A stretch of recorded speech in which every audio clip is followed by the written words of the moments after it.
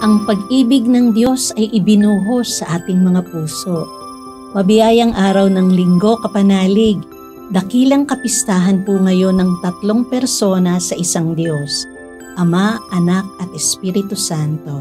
At Happy Father's Day po sa lahat ng mga ama ng tahanan. Ito po si Sister Rose Agtarap ng Daughters of St. Paul para sa mabuting balita. Tayo na pong magnilay sa Ebanghelyo ngayon.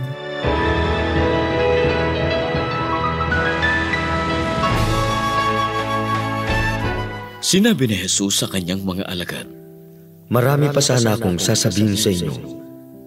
Subalit, hindi ninyo mauunawaan ngayon.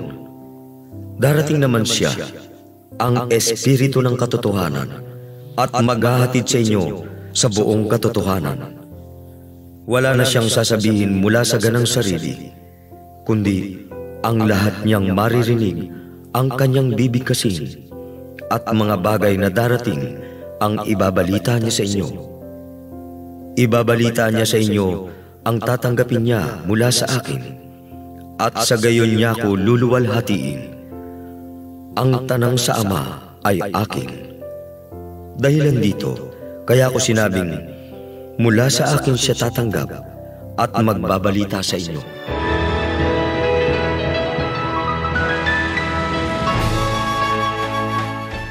Sa tuwing nagdadasal tayo, nag-aantanda tayo ng krus o sign of the cross at sinasabi natin sa ngalan ng Ama at ng Anak at ng Espiritu Santo. Nananampalataya tayo sa Diyos Ama, Diyos Anak at Diyos Espiritu Santo, iisang Diyos na may tatlong persona. Inimbento ba natin to? Hindi. Isa itong katotohanan na ipinamalas ng Diyos sa tao simula pa noong una hanggang sa dumating si Jesus at hanggang sa ngayon.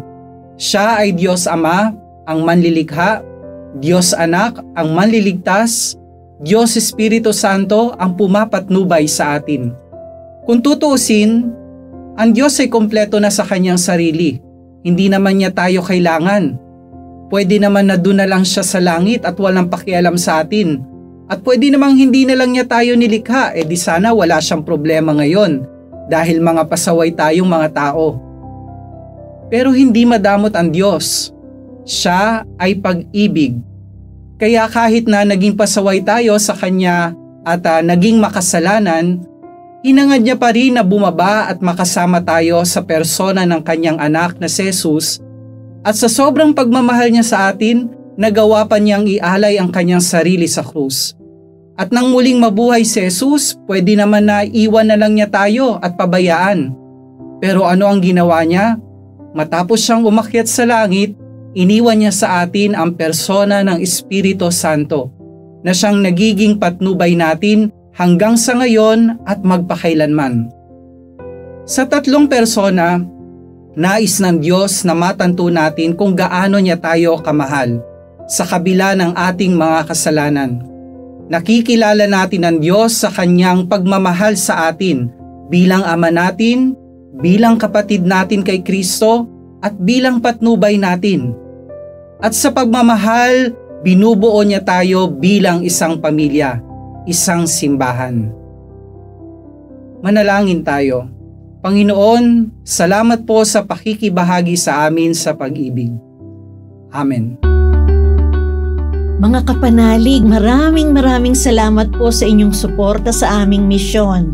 Subscribe, like, share, and follow po lines sa aming social media accounts. Patuloy po kaming ng inyong tulong upang maipagpatuloy ang programang ito.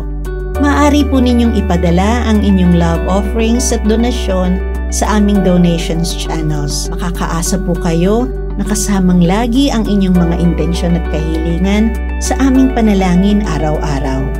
Ito pong muli si Sister Rose na nag-aanyaya sa inyong manalangin.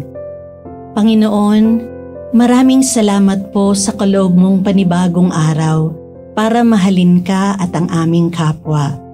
Lagi nawa akong maging matulungin at huwag kong baliwalain ang habag at pagmamahal na dumadaloy mula sa iyong sagradong puso. Mahal na puso ni Jesus, sinasamba kita. Mahal na puso ni Jesus, pinupuri kita.